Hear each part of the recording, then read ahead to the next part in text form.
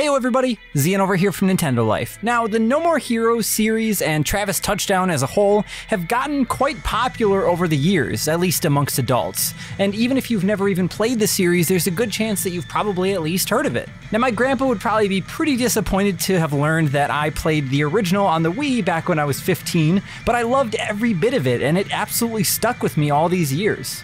Now, a sequel did release on the Wii, but for a long time after, the series basically went dark, and a spin-off did eventually release that sort of revisited the characters and the story, but many of us still wanted a true return to form with a third entry. And it finally happened! So to celebrate the release of No More Heroes 3 on Nintendo Switch, we sat down with SUDA51, the series creator and director of No More Heroes 3, to talk about how this game all happened, some of the finer details with it, and the current state of No More Heroes and Travis Touchdown after No More Heroes 3. But don't worry, we're not going to be covering spoilers in this video. I played the game about halfway through so far, and so we talked about a few things here and there that covered some earlier points of the game, but nothing late game at all. Oh, and if you have to use the bathroom, can you at least wait until Suda gets to talk about the Smash Bros potential? That'd be great. So Suda, I wanted to ask, just to start out, for anybody who's probably watching this interview that's never played the series, is there a way that you could describe No More Heroes, the series in general, in just 3 words? 3つで。はい。おお。まず現代のジェダイ。ちょっと後ではノーモアヒーローズと言って。Is No More Heroes okay for 3 words? Sure. Sure. まあそれこそ現代のジェダイでいいかも。Actually, the answer he gave pretty much works out to exactly 3 words, both in Japanese and English, which basically means modern day Jedi. It's been about a decade since or over a decade now since No More Heroes 1 and 2 launched, and now No More Heroes 3 is finally here, and I believe the game takes about 9 or 10 years, or takes place 9 or 10 years after the original. Was that, if that's true, was that a plan always, like in the back of your head, like that you had hopes that, you know, when you wanted to make No More Heroes 3, did you always want to make it, you know, 10 years later? Did you want there to be that gap? Actually, recently, I've been doing a lot of interviews where people say, you know, I read in an old interview that you said this or this.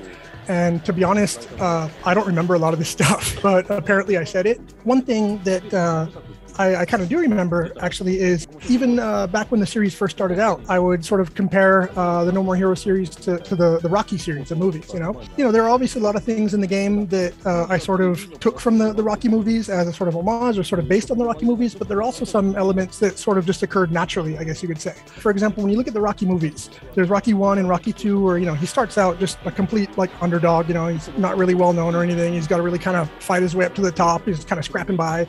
And then by the time the 3rd movie came out, he was pretty much, you know, I mean, within the world of the movie, he was pretty much a superstar, you know, and the 3rd movie itself was a lot more sort of, you know, like Hollywood movie-ish, if you get what I mean.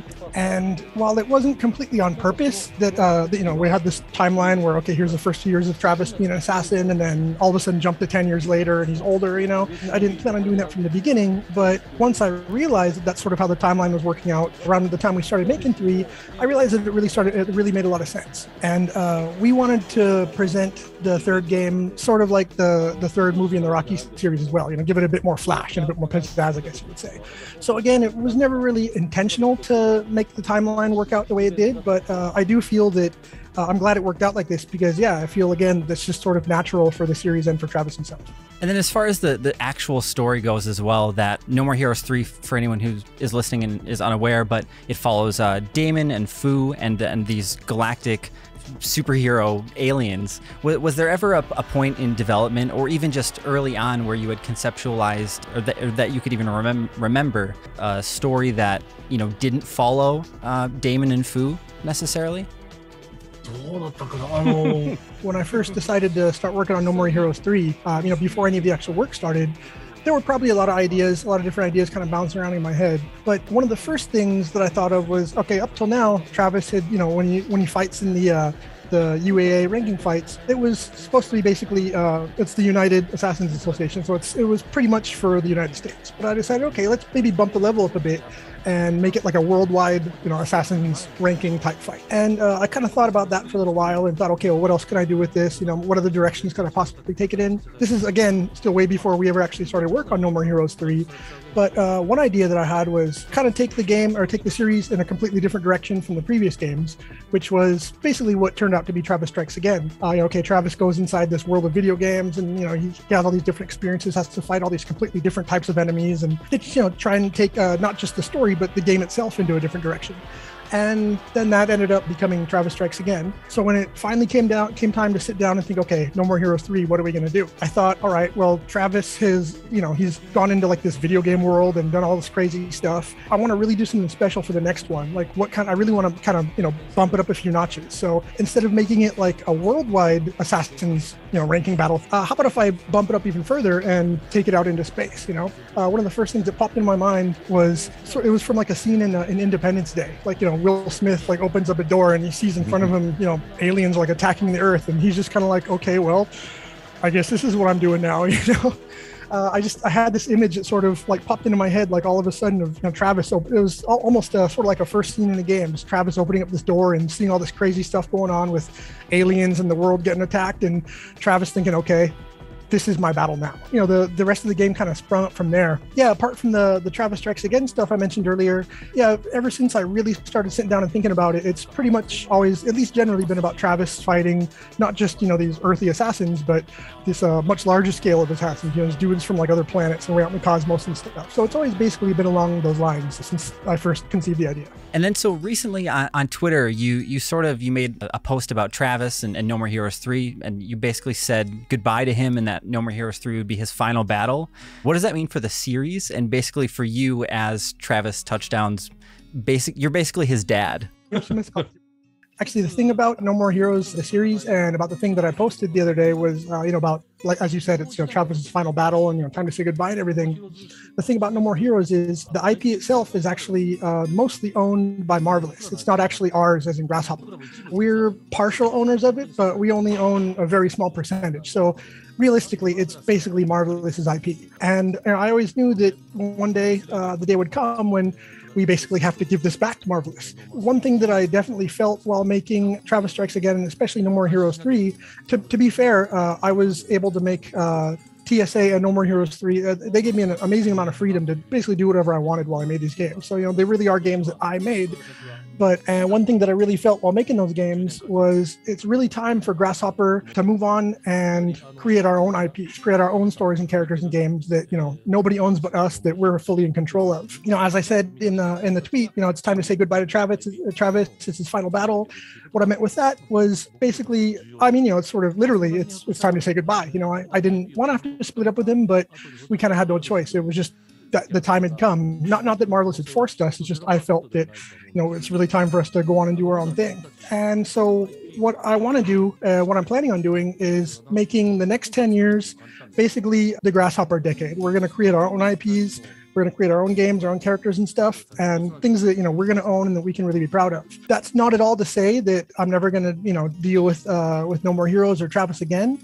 While I can't say anything concrete at all, it's definitely not unfeasible that Travis would come back again sometime in one of our future games. That's definitely not off the table. But as you said, I'm basically Travis's father. And unfortunately, I'm a father who doesn't have rights to keep living with him anymore. So I kind of had to give up my own kid. Again, it was really, it's a sad and lonely feeling have to split up with this character in this series that I've been working with for so long and put so much into. But I am looking forward to the future, seeing what we're going to do, and hopefully someday being able to see Travis again. It's just like he's going to college. He'll come back around. He'll visit every so often. I think that's a really good example, actually. It's kind of like summer vacation or something also, the kid gets out of school, goes to spend summer vacation with his dad, has a bunch of fun, and then has to go back. And it's like, that was a great vacation. Okay, see you again some other time. We had a lot of fun, but unfortunately it was time to split. So here we are. And another question I had then as well, in turn with this series potentially ending, is so I'm about halfway through No More Heroes 3, I think, but there's a moment where Sylvia talks about the cleaners that come in that clean up the carnage, essentially, or the leftovers. There's a moment where she says the series is going to keep going, right? We had to give the cleaners a name because she names the cleaners.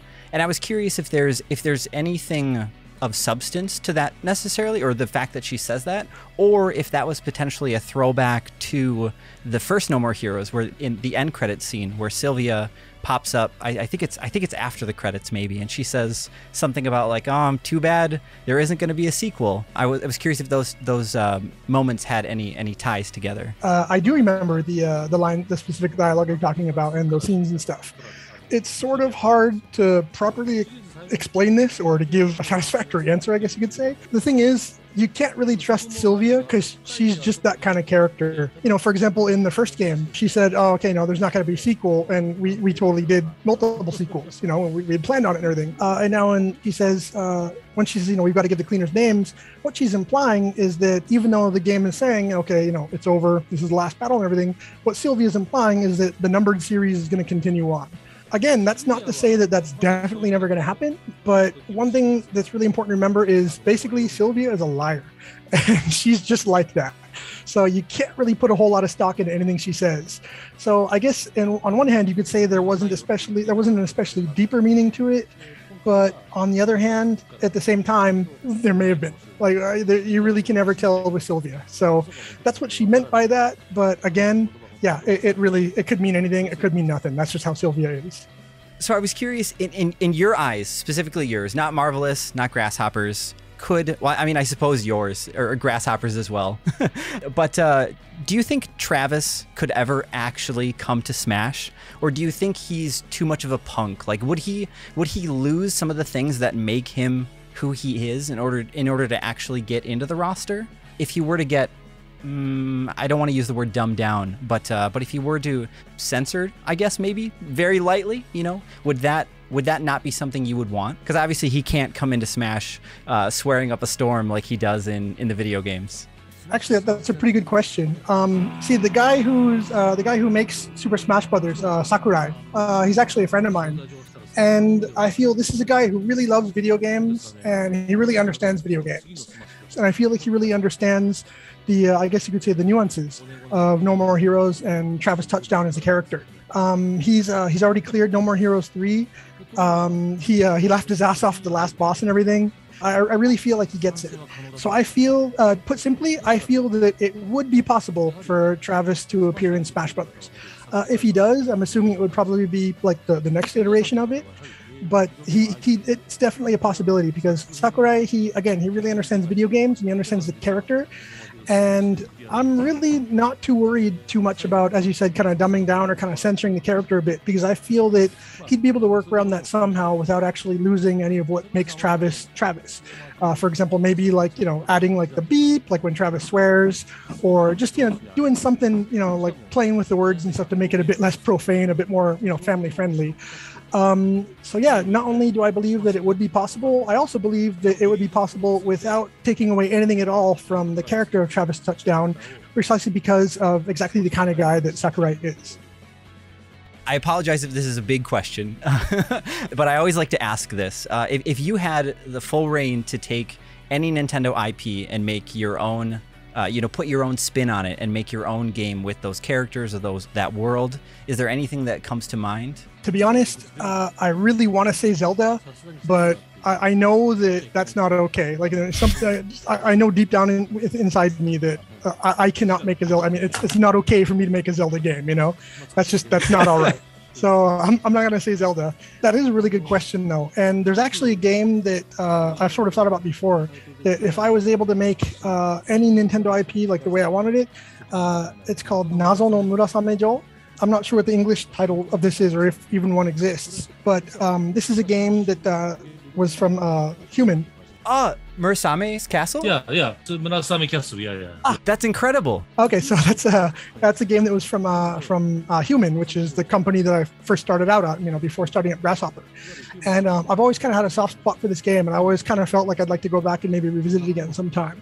So honestly, yeah, if I was able to take any Nintendo game or IP and just completely, you know, make it or remake it, whatever, freely, this is probably what I'd go with, since I know that I shouldn't be making a Zelda game. That's a crazy game to hear, and it would be cool to see that come back, because I think the last time it was seen was in like Nintendo Land. It had a little reference, but you're right, since it hasn't been around since the Famicom. Yeah, I mean, again, there's a reason behind that. As I said, it's from Human, so it was the game that I was actually kind of supposed to make in the first place. So on top of it just being like a really cool game, I think that, I mean, there's also that reason. And also, yeah, I think I could really do something cool with this game if given the chance. Well, I really hope you get to someday. Yeah, I really hope so too. I'd like to give a big shout out to SUDA51 for just actually sitting down and talking with us. Now, I know I edited through all this entire video and everything already to get to this point, but getting the chance to actually sit down and chat with SUDA51, to ask him questions that were on my mind, and just speak with him basically face to face over the internet is an incredible thing. I will never take that for granted. So thank you all so much for continuing to watch our channel and allowing us to do cool things like this to be able to share with you. It means the world to me, and I hope you enjoyed the interview. Feel free to let us know in the comments down below if you've played any No More Heroes games before, if you're a fan of anything else that Suda's done in the past, and let us know down below if you're planning on picking up No More Heroes 3 if you're already into it. And as always, if you enjoyed this video and you want to see more content like this, then why don't you go ahead and pull out your beam katana and stab that subscribe button, and then ring that notification bell to be notified whenever we put up a new video. Thank you all so much for watching. I'm Zion from Nintendo Life. Stay safe out there, and we will see you next time.